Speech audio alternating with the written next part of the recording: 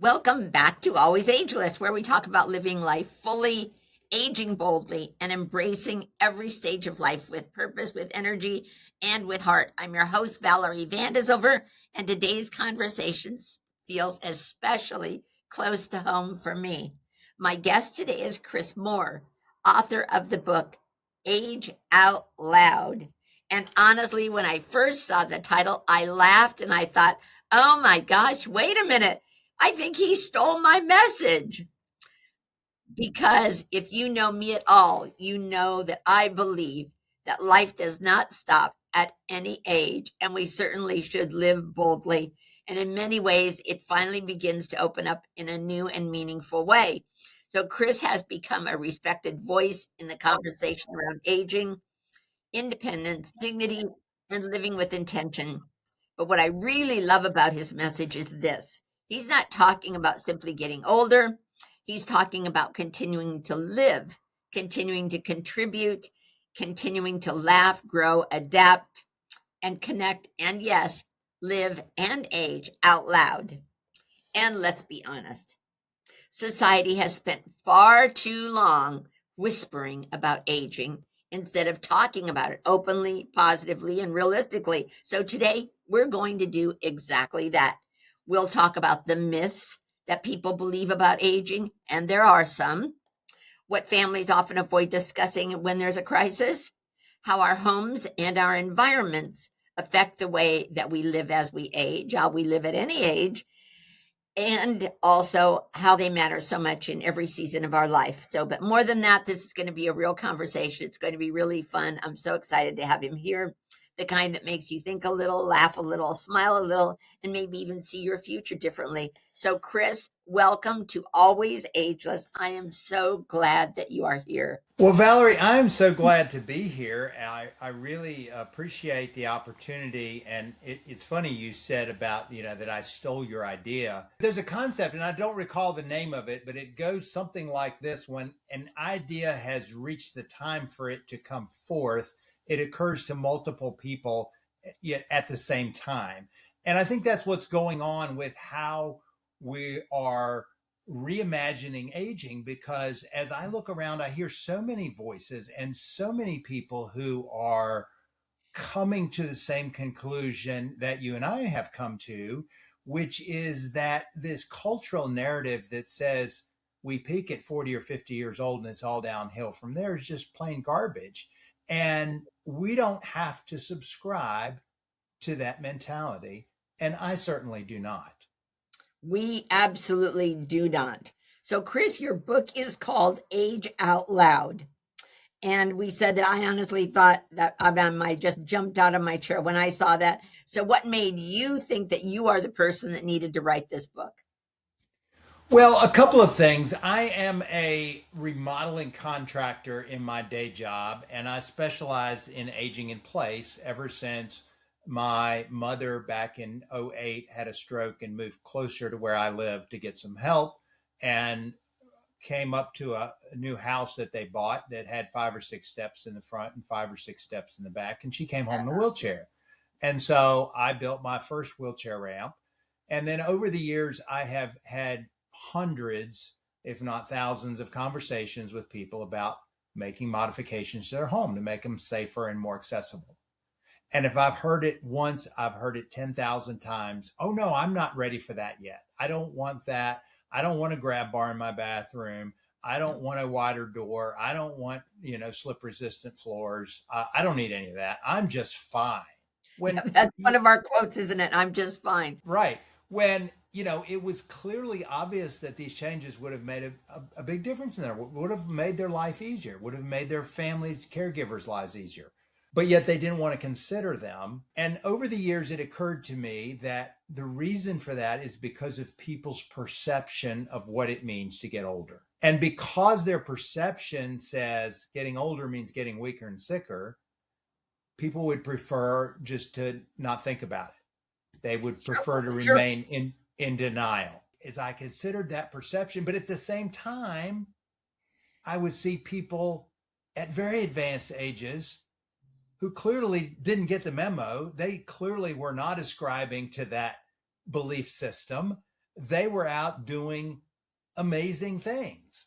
I have an interview in my book with a man by the name of Dale Sanders. He goes by the trail name of Graybeard. He's 90 years old, and he's in the process of through hiking the 2,200-mile Appalachian Trail.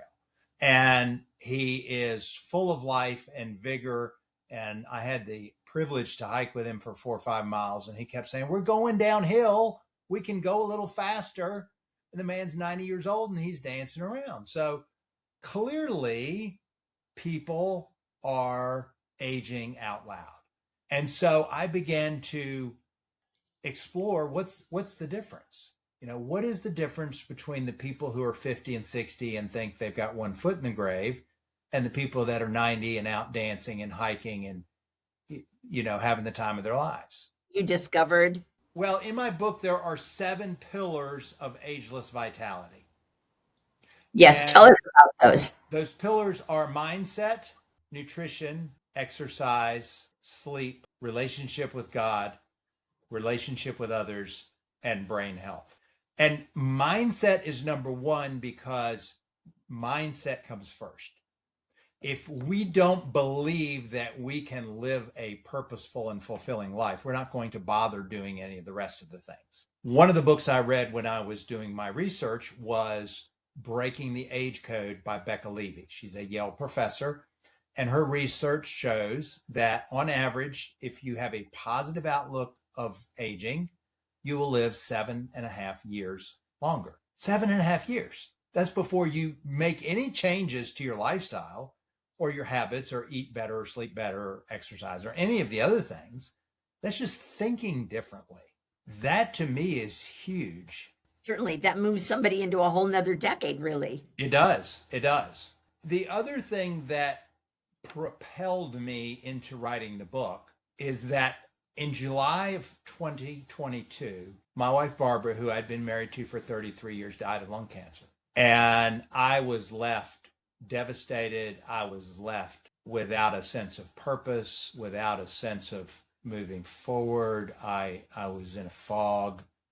And one day, as I'm walking in my fog on the riverside near my home, I had a memory. And the memory was that when we got married in 1989, just a few months after that, she was admitted to the hospital with encephalitis. And she lost her vision. She lost her speech. She had grand mal seizures. It was very, very touch and go for some time. If I realized that if someone had told me at that time, she's not going to die, she's going to live 33 more years, and you're going to have 3 more children together, I would have been ecstatic. Of course, yes. And so I realized that I had a choice. I could focus on my loss and that she died at 55, or I could be incredibly grateful for the 33 years we had together and that she didn't die at 22. And that realization empowered me to find some solid ground under my feet. And I realized that all of us have that choice. No matter how difficult the circumstance we're facing, we have a choice of whether we're going to focus on the positive aspect of that fact or the negative aspect. And that choice has more impact on how we experience the days and weeks that follow than the event itself. And I felt like I needed to share that with the world, because any of us that have lived any length of time have faced tragedies. We've faced loss. We've faced difficulties. We have faced challenges. Recognizing that we have a choice in our response to that tragedy. I can't emphasize enough how much difference that makes when you are in the midst of grief, when you're in the midst of turmoil. And I apply that in the book to aging, because the conventional wisdom, the prevailing attitude towards aging in this country is that it's a tragedy. Right? I mean, that seems to be the case, doesn't it?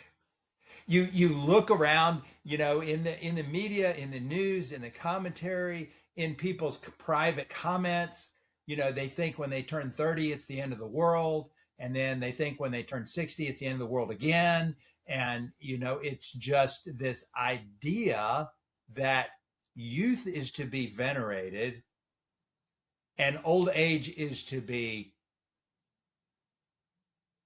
hated and denied and covered up and avoided and run away from. And Chris, isn't it true though that everything from our mid, let's say 30s, 40s, even 20s is that it's all anti-aging, right? Well, they call it that. Right, right. That's right. Everything we is labeled anti-aging cream, anti-aging this, anti-aging that. So it's a cultural that we must not want it, right? Yeah. But the interesting thing to me, it's not really anti-aging, it's anti the appearance of aging. It's all about having a facade that says, we're younger than we are. Now, there is a lot of research. There are a lot of people who are doing research on exactly what aging means. I've been reading David Sinclair's book, and it's very academic, and he talks about mitochondria, and he talks about on the cellular level what the aging process actually is, and what goes on in our bodies that cause, as you get older, for often things to not work as well as they did before. And there's a lot of scientific research that is way beyond my understanding, of people who are actually looking into the cellular processes of what happens as we age. And I think that so much of that, again, goes back to attitude. It goes back to belief. If we think that, oh, because I'm X number of years old, and you hear things like, well, should you really be doing that at your age? Absolutely. And what you should or should not be doing at any certain age has no meaning. It has no point of reference, because when we look at a 90-year-old hiking the AT, or we look at, there's a story in my book of a 100-year-old running a marathon. Yes. But then there's other people, and we all know them, that are in their 50s and 60s, and they think that, their life's basically over. They don't really feel like they have anything left to live for. Absolutely. Absolutely. Well, it's interesting to use the words at your age, because, people say that you look good for your age, right? Or you shouldn't do that at your age. Right. And so there's an expectation of what people do at a certain age. When we look at the blue zones, the 5 areas in the world where people routinely live to be 100 years old and are active and healthy and still, doing all the things they've been doing all their life. Well, maybe we use that as the standard instead of, the typical, American, right? I mean, what is our standard? Because there's a wide spectrum. There's a wide range of, say 75-year-olds. There are 75-year-olds that are, running marathons. There's 75-year-olds that can't get out of the bed. But yes. Isn't that true with any age? I mean, you pick any age, and there are people who are born with conditions that render them unable to do many of the things that most of us take for granted. Yes, and true. They're born that way. Well, yeah. So does that mean that people, that newborns should expect that? Well, no. No, and those people don't know any better. We see people every day with some kind of a handicap, a physical handicap of some kind, and they were born that way in many cases, and they don't know any better. They don't know that they're supposed to have 2 arms or 10 fingers or or whatever it is. So we see people all the time with these amazing lives doing incredible things with some limitations. And Right. all we're talking about, Chris, is just having the audacity to live on this earth a little bit longer. Right. Exactly. And I don't want to discount the fact that there are people that get diagnosed with conditions that they can't, control, and there are genetic factors, and there are accidents, and there are any number of factors that are beyond our control that people become subject to. And Yeah. I don't in any way minimize people who are going through those struggles. What I am saying is that people who, by their own choosing, fight for their limitations, that I find incomprehensible. I mean, they will fight for them. They will tell you, oh no, I can't do that. I'm, X number of years old, Whatever age they are, certainly. whatever age they are. And in their mind, their belief is that it's impossible for them to do whatever the thing is. And Mhm. what's tragic is maybe the whatever the thing is the thing they've always dreamed of all their life. And if they Yes. could just have a glimmer of belief in themselves and would attempt that thing that they've dreamed of all their life, it could change their life overnight. There's a story in my book about Roger Bannister. Yes, tell us.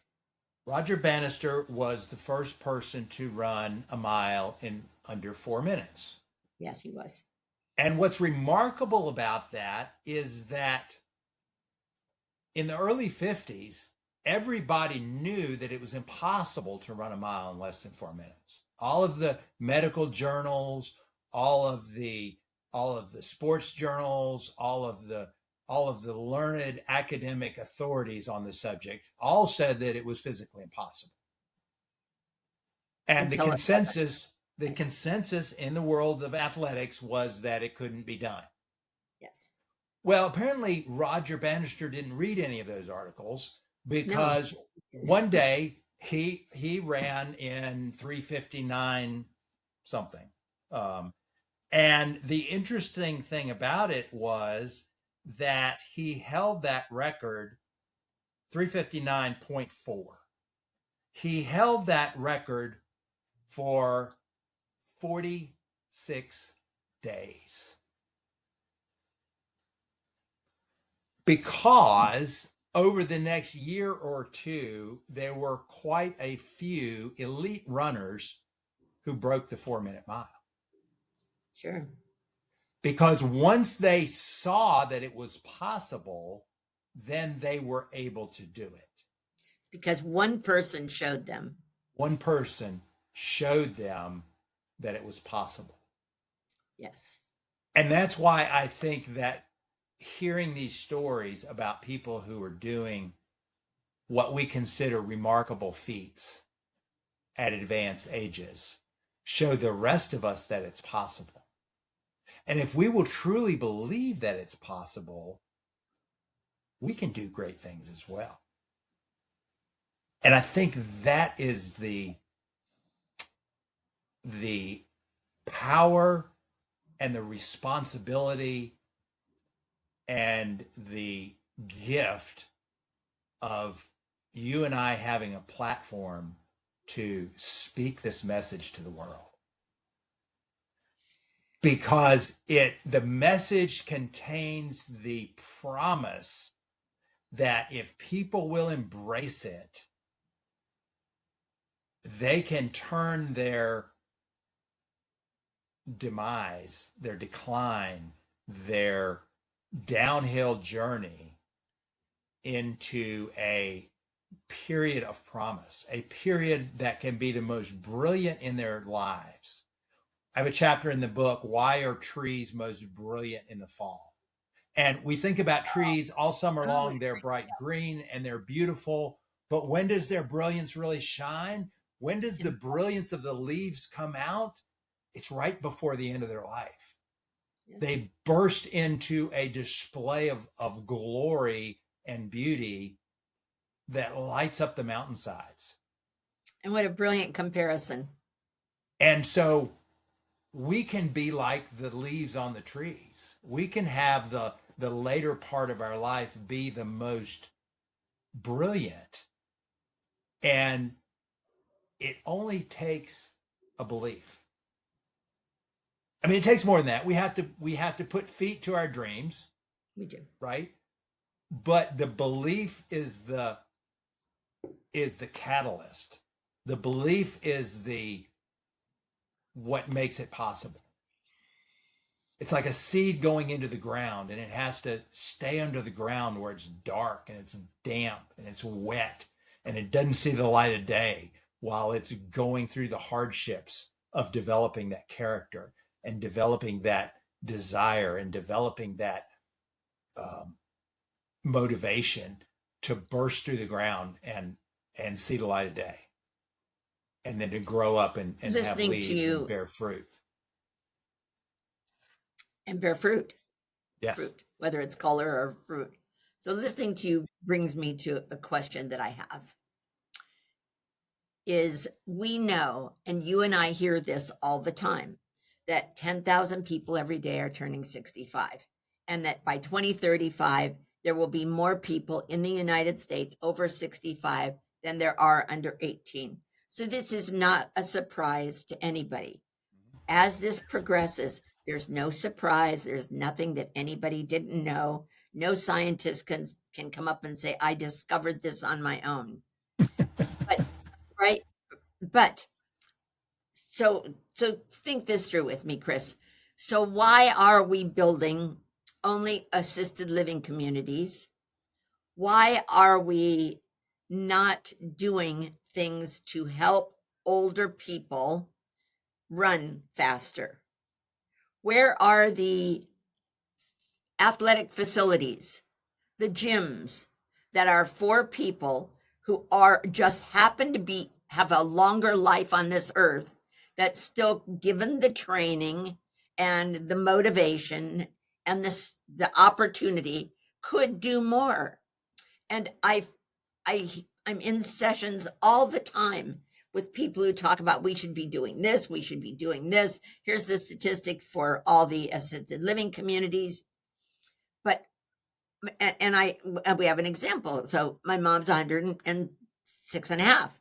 And I hear this all the time in assisted living communities. People go in and say, oh, I'm not old enough to live here. So why don't we build on that? What are we doing about that? Why don't we buy into the fact that we're supposed to do something, because we know there's going to be more people living longer?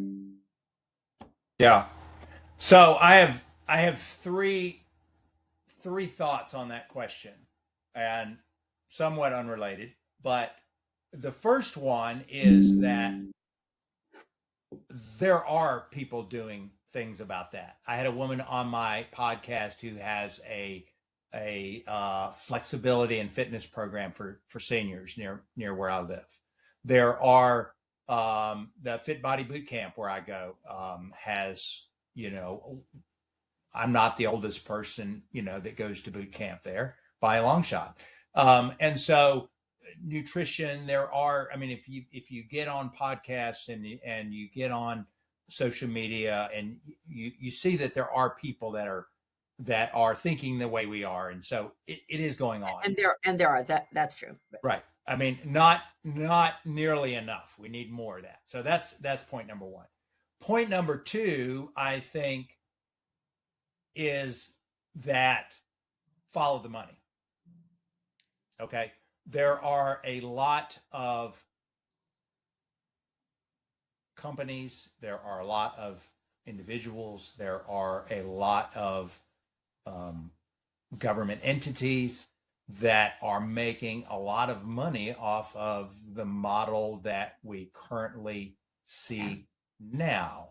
And the idea that people will decline and will be on multiple prescriptions and will require, round the clock care and will require nursing home care at,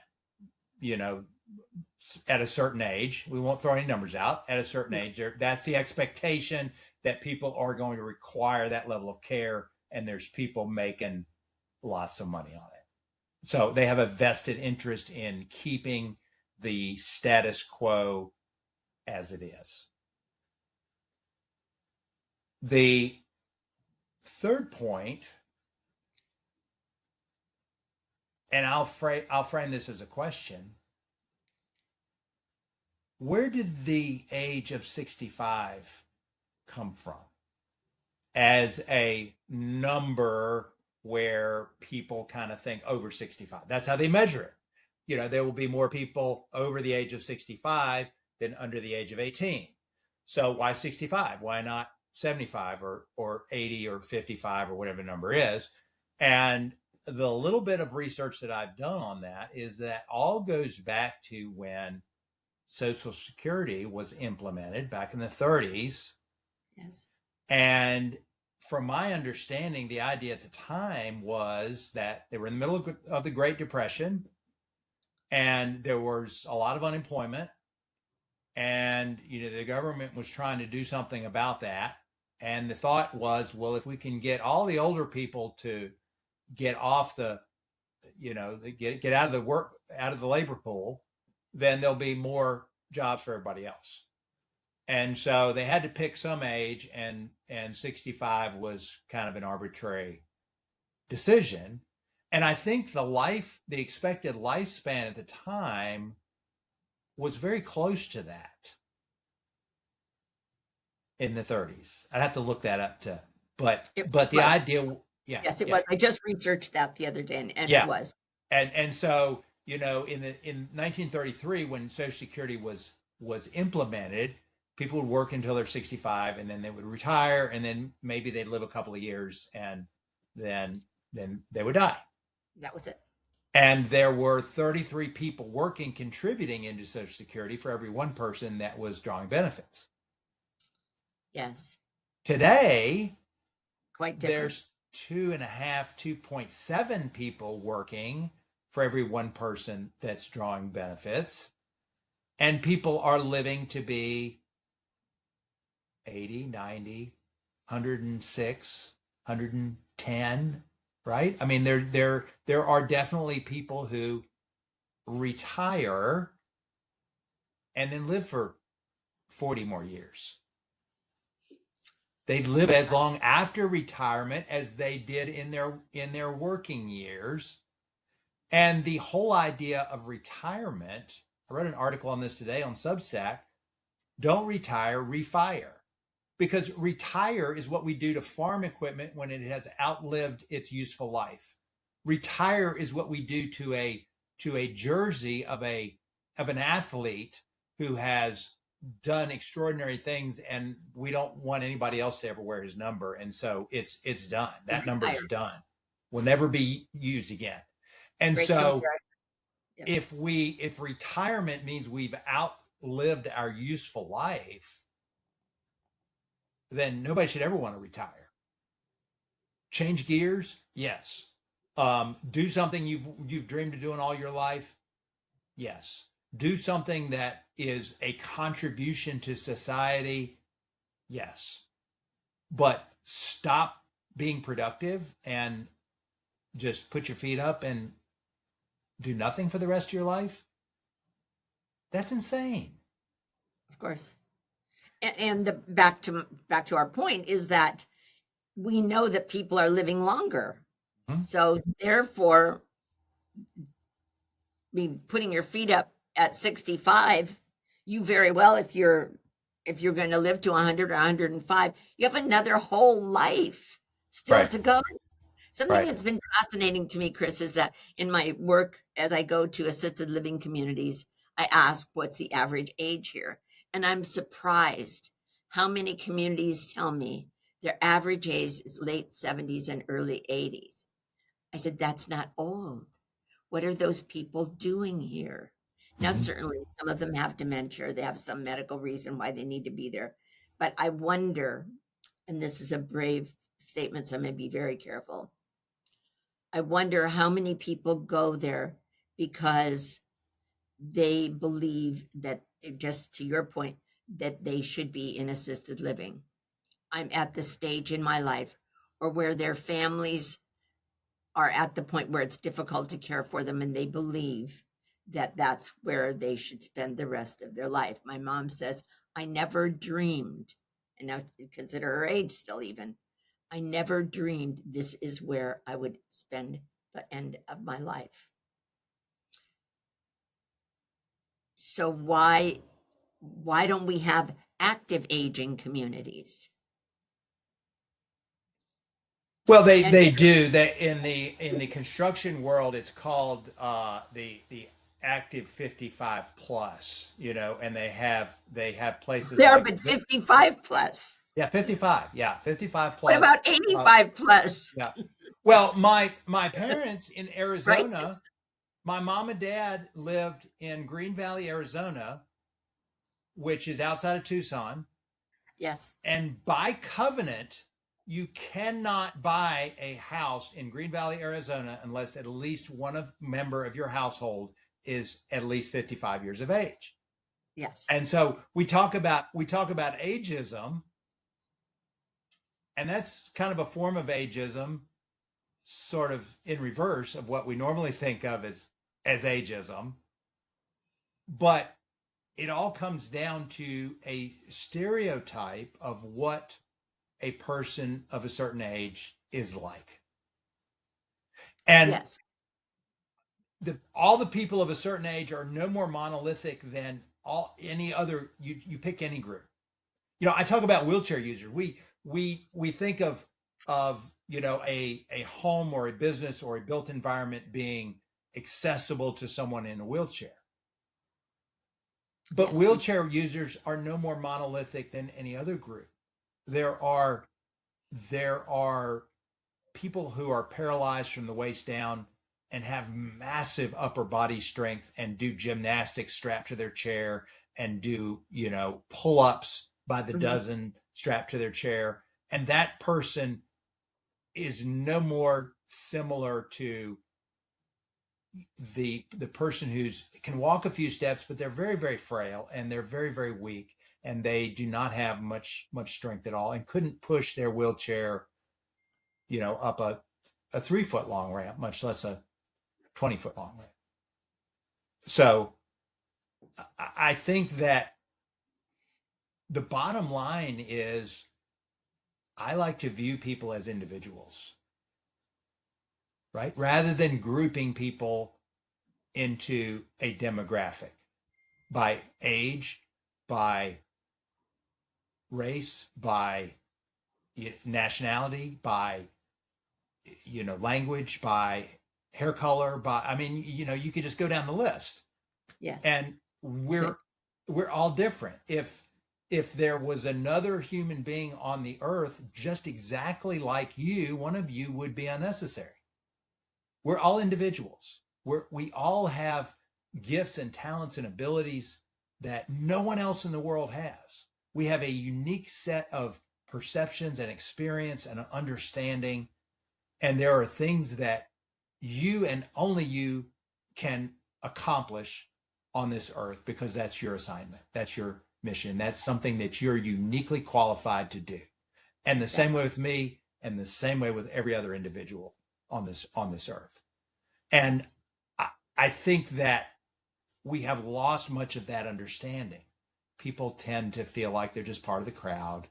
They're just one of, billions of people, and they don't really see their unique abilities and their unique giftings. And it's so much easier to see other people's giftings than it is to see your own, because in the areas where you are gifted, you naturally just say, well, that's normal because you're gifted in that area. It's easy for you. Just like someone who can just pick up any musical instrument and play it. And the rest of us are like, wow, that's amazing. But it's their gift, so it comes naturally to them. Yes, and it's important that we give people opportunities, though, to live their gift in some way, whether it's music or reading or speaking. And the great thing really is that because we have so much now available through the internet, people can participate and be a part of groups all over the world. You can be in a garden club in France in an hour or a few minutes just by going on the internet. So we have opportunities for people to participate and read to each other, do whatever they want. There's a lady from Stanford wrote a book called Stage Not Age, and how we should look at people based on their stage, because as you said, certainly some people have some things that keep them from being able to do other certain things physically. But then there are people who are older that we should look at the stage they're in, not their age that they're in, and not look at somebody that just because they became this age, now that's where you belong, right? Now you're elderly. Right. Right. Right. Now are elderly. Someone wrote something to me this morning. Oh, an elderly man. Really? How old was he? 72? He was elderly? What is elderly anyway? So, I mean, obviously, I have my. So you talk about your book as becoming a movement. What would you like it to be in 5 years from now? What would you like to have accomplished because your book helped give you that platform? I would like for people all over the world to be able to say, I am living a life that I never could have imagined before I was introduced to this concept. And the idea that I have the power to choose what my life is going to look like has set me free and has enabled me to do things that have opened the doors of possibility. And I have, done A, B, and C that were my lifelong dream. And I never thought that I could do them until I read this book, and I've followed these precepts, and I opened the doors of possibility, and it has made a difference in my life. That would be incredible, Yeah. and it would be wonderful to be a life changer Mm-hmm. in that way. And I know that it's possible. We know that it's possible because people who are around us are seeing this and believing this. Certainly yours is a book that I'm giving to everybody now. It's my next best gift book. We'll be ordering those in volume to give Yeah. out to people as we go through our daily chapters. So who is it that that inspired you? I mean, I have my mom. Is there an Alice in your life? Is there an older person who you saw that inspired you? Was it your parents? Was it your wife? Um, there's been a number of people. I was recently on the news on the CBS station here in town about the book, and they asked me if there was anybody that they could interview who would kind of be a poster child for my book. And I thought of a couple that I had done some work for a few years ago, and he's 100 and she's 97, and Bless. they're active, and so when with the work we did for him, we put in a ramp, and it was the longest ramp we ever put in. It went up to his screen porch, which was 10 feet in the air. And he told me that the only reason he wanted the ramp was because his kids had given him this four-wheeled wagon, and he was going to use it to carry the groceries upstairs. But at the time, he was 96, and he was still swimming and playing tennis every day. And when the reporter went out to interview them, his wife said, well, the first time it ever occurred to me that we might be old is when all four of our children retired. And that was the first time that that it occurred to her that, wow, we might be getting up there. And so the there's a quote in the book that says, we don't stop playing because we get old. We get old because we stop playing. Yeah. And I think old is a mindset. Oh, absolutely. I absolutely believe that. My mom tells people all the time, they say, what's your secret to being 106 and a half? And she says, I just don't think about being old. And when she went to the living community where she is now, She sat with the executive director, and in no uncertain terms, straight in her eyes, she said, "Don't treat me like I am old. I am not an old lady, so don't treat me like one." And everybody said, "Yeah, sure, lady," right? And then last week she called me, said, "Valerie, I've decided it's, and honest, this is true." She said, I decided it's time to tell you something." "Okay, Mom." She said, "Valerie, it's time to tell you I'm getting old." "Okay, Mom." Right? And she had not admitted until that point that she had decided she was getting old. Right. Right? So, Well, but old, the word carries a lot of emotional baggage. And, we can reframe that word just like we reframe everything else. And what does that mean to her? And what does that mean to you and I? I mean, old can mean wrinkles or it can mean wisdom.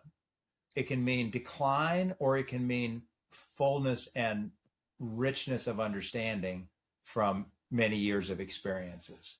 It can mean a blossoming and a new season. I mean, it can mean whatever we want it to mean, right? I mean, there's chronological age. How many physical hours have we been alive, which is an objective measure? But then there's all the things that we associate with age, of being, of tiredness and not wanting to try new experiences and losing that childlike wonder. I like to think about, imagine a toddler, maybe 18 months old, maybe 2 years old, who sees a butterfly for the first time. yes. And the sense of wonder and joy and absolute rapture that child experiences when they see that butterfly. If we hold on to that, if we don't lose that joy and wonder at the beauty all around us, then we're not old. I don't care if we're 150. And isn't it amazing to be able to say, to walk through the woods where you live, where it's so absolutely gorgeous in the fall? You have Yeah. seasons, you have beautiful trees. And to be able to say, I still get to look at that another year. I'm Yeah. here another day, and I still get to look at that. Isn't that amazing? Mm-hmm. It Isn't is. that wonderful? Isn't Yeah. that wonderful to be able to think of it in that way? Yeah. So let me ask you some questions. We're getting short on time, I'm sorry to say, and I know you have another appointment. So what do you think that is the funniest or the most surprising reaction you've gotten from some of your readers? Or from your TV interviews? Okay, this was actually before this was actually before the book came out. All right. I was working on it, and so I'm at an expo. It's a seniors expo. There's a bunch of exhibitors and there's speakers and people are walking by, and I got a table set up. And the name of my company is Senior Remodeling Experts. Yes. And so somebody walked by and saw that, and they looked at me and they said, "Senior remodeling experts? How do you remodel a senior?" And I use that now because that's exactly what the book is. It's It it's is. about how do we remodel our outlook? How do we remodel and renovate our perception in such a way that we can renovate our lives? So we can renovate our homes, but we can also renovate our lives. And we can make our home the perfect backdrop for a beautiful, fulfilling, purposeful life. And we can change the way we perceive our life and how our expectations are our greatest superpower, because we will never operate in opposition to our belief system. No, we won't. If we desire to achieve a certain outcome, but really don't expect we're going to prevail. We think we're going to fail, but we really want to achieve whatever it is. Our expectation will win over our desire every time, because our subconscious mind will not allow us to consistently pursue something that is in opposition to our belief system. And those people had no idea what they said to you. No, they didn't. No idea that Yeah, here we are talking about that exact same yeah, thing. yeah. They had no idea. And that's the funny part. So here we go. We have another question. I always say that age is not the end of the story. Sometimes it's when people become more interesting. So have you seen that too? That Oh, the older 100%. are more 100%. interesting?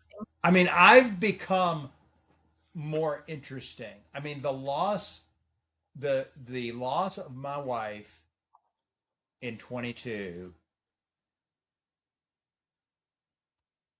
made me a more compassionate person. It made me a more open person. It created the impetus for me to share these insights and these stories. And I think it's the valley where we appreciate the mountaintops.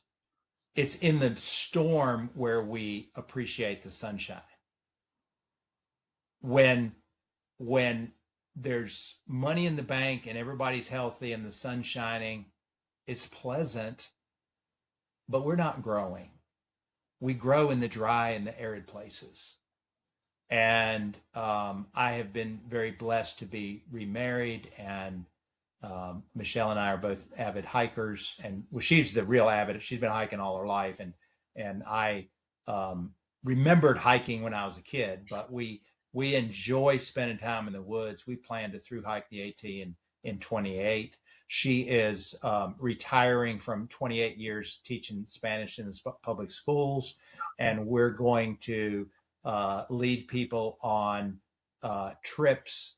She's calling it ALMA, which means soul in Spanish. It stands for Authentic Latin American Adventures, where Oh, we will take groups okay. and teach them Spanish and then take them to all the off the beaten path places where the real culture of those countries is evident, and not just the tourist traps that everybody goes to. So I'm very excited about that.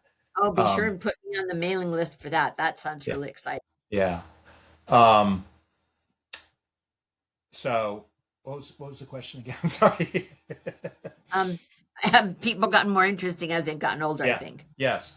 Yes. 100%.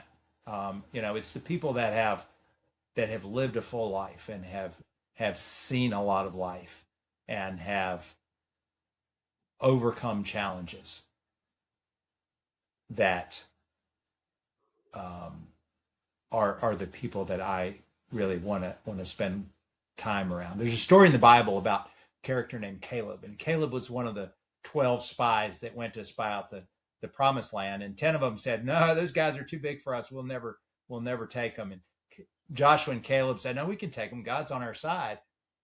And it relates in the Bible that Caleb was 85 years old, and he said he was just as strong as he was when he was 40. And that's always been an inspiration to me. And the reason that he attributed to that is he said that all of his troubles throughout his life, he looked at them as bread. All Oh, of the challenges, all of the difficult times he had gone through were food to him and made him stronger. It's kind of like the saying you've heard 100 times, what doesn't kill you makes you stronger. It's yes, I've that heard that. same kind of idea, that the challenges and the struggles and the difficulties are what make us strong. They are what make us resilient. They are what make us able to overcome and take on the next challenge that's coming down the pike.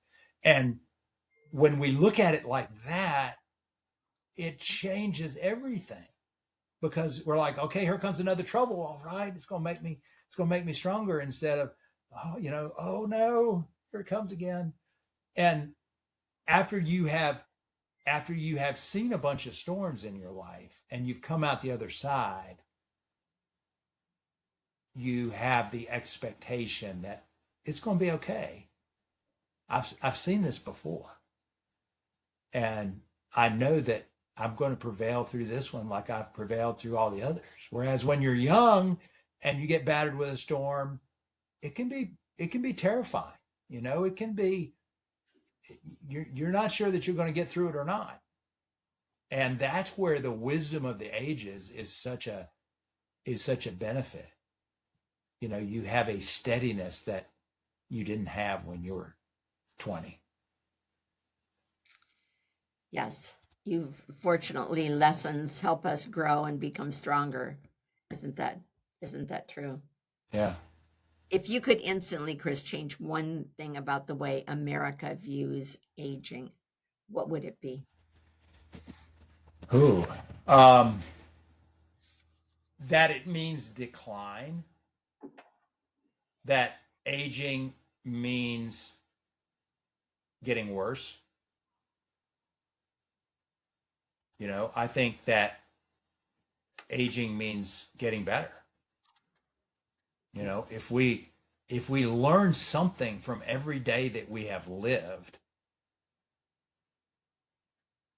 and that's not too much to ask, is it? Just to learn one thing each day. I mean, I'd like to think I learn multiple things each day, but just one. If you just learn one thing each day, then the older you get, the more you know, and the more you know, the more you can contribute to the world around us. Because really that's what it comes down to, is It how is. much of an impact have we made on the people that we've encountered in our life? Are we making, are when people meet us, are they coming away saying, wow, never thought of that, that's really good? Or are they thinking, oh, that was a Debbie Downer? Well, we don't want to be one of those. We don't, but there's so many people who There are. are caught in feeling sorry for themselves, always looking at the negative, always, complaining about all the things that they're not happy about. And it it's tragic. It really is tragic that there's so many people that are focused on the negative instead of focused on the positive. And I think that, if I can turn one of those people around, if I can turn, 10 of those people around, then it's all worth it. And I think you have done that. And being here with you today, my mind is spinning as I'm talking with you and as I'm listening. And I'm convinced that we need to have buttons and hats and t-shirts that people wear saying, I'm aging out loud. Yeah. And that's what they should have. We had some for our of course we're always ageless. And I had some shirts and someone came up to me and said, I want that. I want that. And certainly for you, we should have hats that say, I'm living out loud. I'm Yeah. aging out. Yeah. And we should certainly have some of those for you. We'll have to have some made and send them to you. That's a great idea.